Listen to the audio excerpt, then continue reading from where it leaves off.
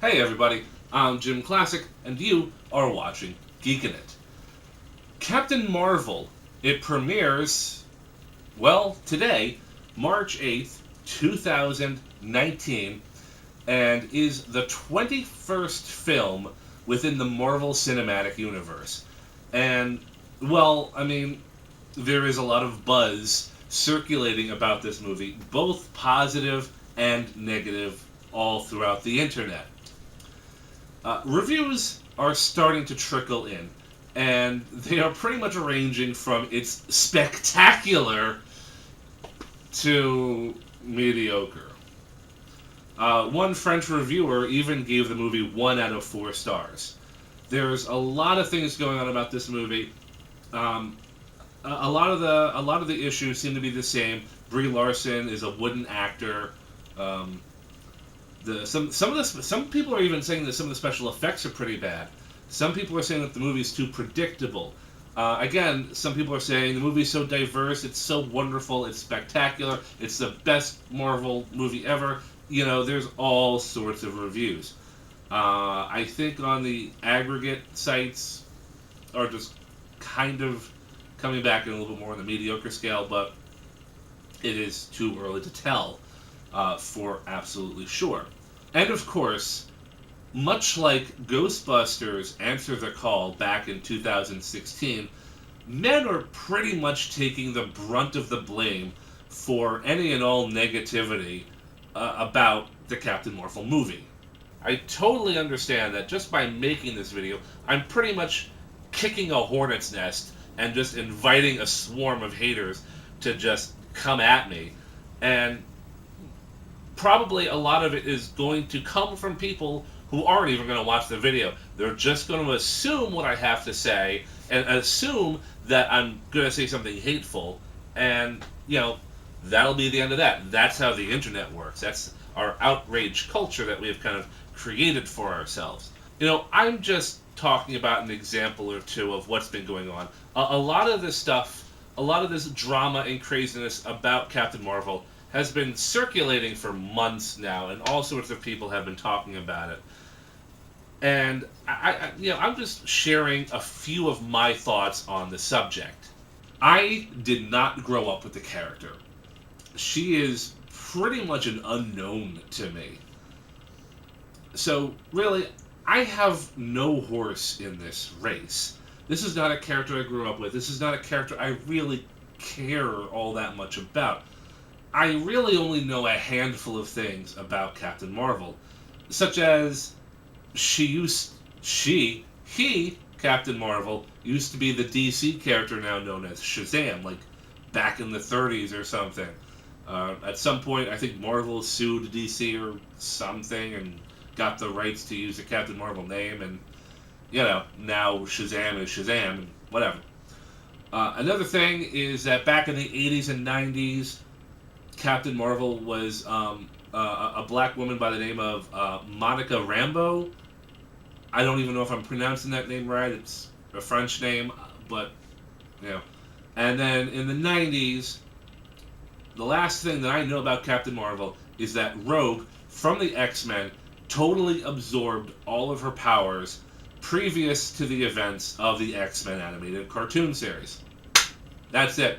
That is my entire knowledge of Captain Marvel. So, you know, this is not a beloved character to me. Regardless, I am going to watch the movie. Mainly because the Marvel Cinematic Universe has done a pretty good job at making movies. They've rarely ever flopped. They rarely ever make a bad movie. So why shouldn't I watch it? I have watched all the other ones. Actually, no, I have not watched Ant-Man and the Wasp yet. I don't know why. I just haven't gotten around to it. I bought it on DVD. Still haven't watched it, but that was just because I just haven't gotten around to it. I have watched all the other movies in the theaters. I've enjoyed most of them in the theaters. I have rarely been disappointed. So I will still be watching Captain Marvel. I will still be giving it a chance to wow me. And I really do hope it wows me. However, on the other hand, Brie Larson as a person, I'm not really fond of. I find her attitude a little bit toxic, and she's kind of a troll, which to potential audiences is gonna do more damage to the movie's ticket sales than any nerd could possibly achieve. For example, during one of Brie Larson's press tours of Captain Marvel, according to a Variety magazine post, she said, "I don't want to hear what a white man has to say about A Wrinkle in Time. I want to hear what a woman of color, a biracial woman, has to say about the film. I want to hear what teenagers think about the film." Okay. There are a couple of things wrong with that statement. One, A Wrinkle in Time is a Disney movie. Disney movies are made for everyone to enjoy. Everyone gets to have an opinion about a movie that's made for everybody. And Disney is all about inclusivity, okay? Yeah, okay, she wants to hear more opinions from women, and women of color, and biracial women, and gay women, and trans women. Fine. Yeah, fine. Yeah, alright, opinions are great. We all love opinions.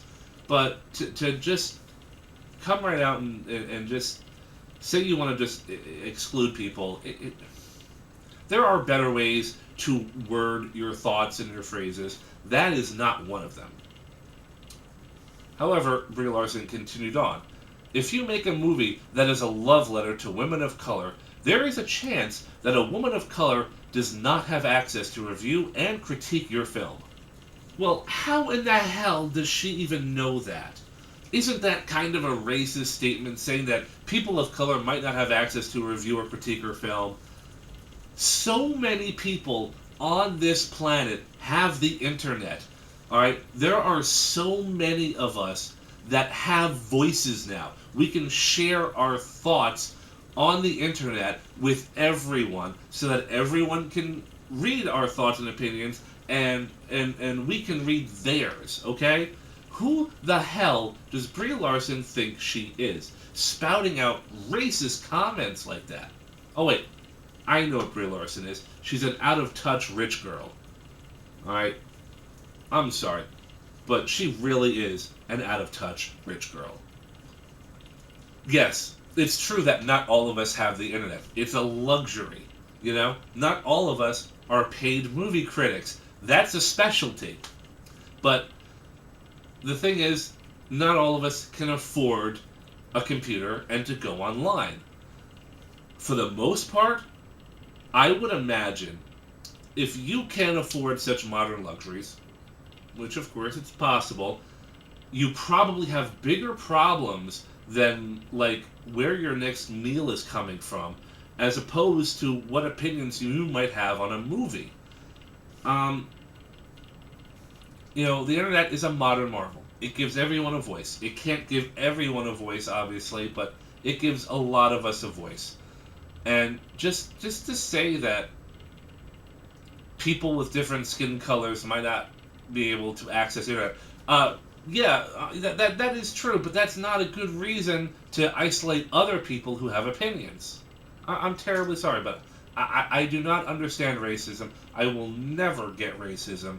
And to hear this rich kid who is completely disconnected from the real world spout out this kind of stupidity, yeah, it kind of pisses me off a little bit.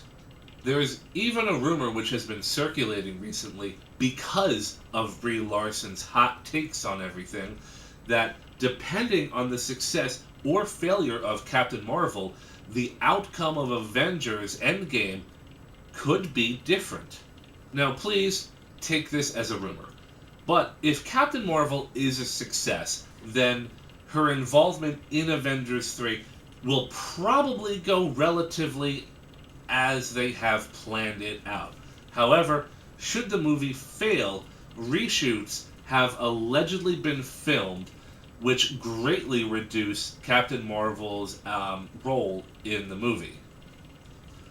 Now, it could be that they're planning ahead. They don't really know how well the movie's going to pan out. And depending if there is a fan backlash, yeah, they might want to reduce Captain Marvel, especially if she's overpowered. I mean, who knows if she's overpowered or not? We will find out.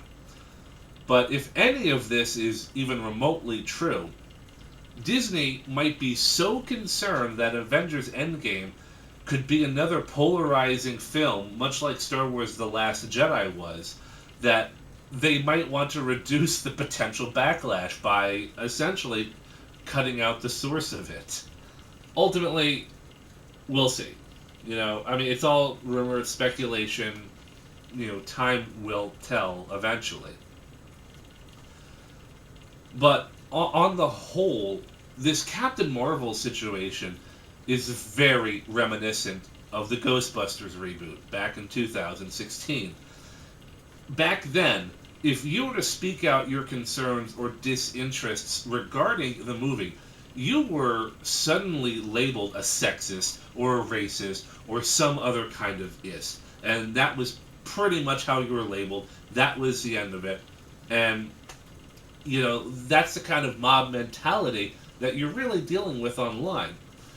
The narrative, which has been shoved down our collective throats since 2016, has been, if you don't like Ghostbusters, Wonder Woman, Captain Marvel, etc., then you're nothing but a sexist troll. Yeah, okay, sure. I'm so glad there aren't that many people that actually buy into that narrative, because Wonder Woman was such an anticipated movie. Fans loved it. Casuals loved it. And the movie was a huge success. Where were the sexists when Wonder Woman was out in the theaters? I mean, they must have all been on vacation, because that movie was a slam dunk for DC. Give me a break. If the movie's bad, it's bad. The sexists are not that powerful to make that much of an impact on a movie released worldwide. It's almost as if the entire world has forgotten that we have had excellent female characters since as far back as Princess Leia and Ellen Ripley. Strong female characters are not a revolutionary concept anymore, and it really hasn't been for a minimum of 40 years. Female characters are not the problem. Nobody cares that Captain Marvel is a woman. Guess what? She's been one for most of her fictional life. Female superheroes have been normalized for decades. But there are a lot of fans who believe that Brie Larson specifically is behaving like a bit of an asshat, and that is what's setting people off. I think I'm pretty much done. I'm still going to watch Captain Marvel. I figure the MCU has rarely ever let us down, and the movie deserves a chance, so I will be watching it on good faith. I might wait a week or two before I get around to watching it, but I will be watching it. And that's it. That's my thoughts on Captain Marvel. Time will tell if this movie's a success or failure. I guess that's it. I'm JimClassic, and you've been watching Geekin' It.